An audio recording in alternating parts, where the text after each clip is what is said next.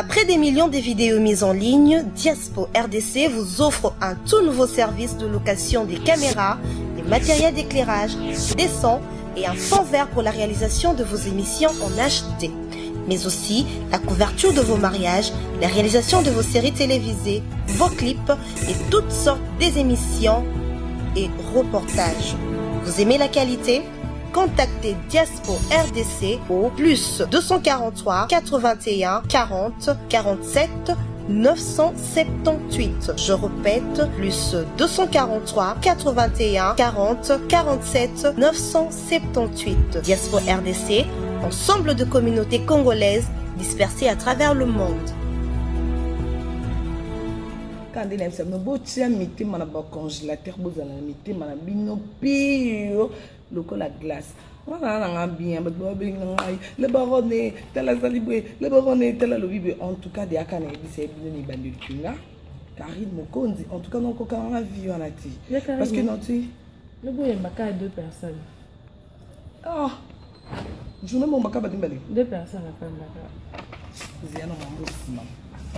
donc tu benga la baronne toza awa ba pesi bisombongo ba futi bisombongo to finga yo to ko selo makambo en tout cas na en tout cas naza vraiment désolé papa maman na désolé papa maman ata au corrompre batu ba finga naza na star vina biso ba star etambola kabongo na ba ko selo makambu ba ba mamba solo ba finga donc na bi que succès na mte trouble bino mais désolé pour na kana pour na ko kala ngolinga oti.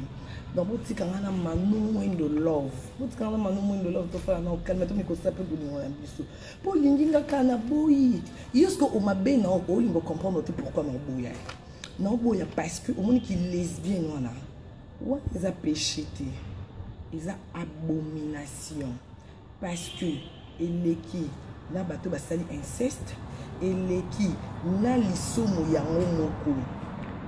Donc, on est à les sous tout qui l'ont au donc il y a un aussi un sac lesbienne la coco kangote donc le can coco kangote à tout ça ça non bon pour bangi ça que comme foot va tout bambon ba finga ngai ke ba ko sa kutu ke Karina Zala ki awa etala yo akimitela bon ça na no ba scénario ba théâtre na bino par maman na linga côté donc coco avec lesbienne parce que la préférée via Kindumba on a yesu mwana nzambe à côté la rabiso bandumba au sens que batu yesu abi o penza na sali sumte azwali banga abamba moi sur ndumba na préférée na fanda na Kindumba yesu ya à côté là na ki pa mama na ki lesbienne na scope ya mon pas soso non kokati non kokanganti.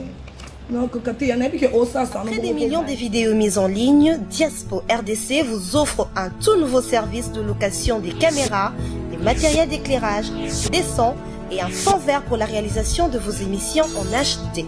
Mais aussi la couverture de vos mariages, la réalisation de vos séries télévisées, vos clips et toutes sortes des émissions et reportages. Vous aimez la qualité? Contactez Diaspo RDC au plus 243 81 40 47 978. Je répète, plus 243 81 40 47 978. Diaspo RDC, ensemble de communautés congolaises dispersées à travers le monde.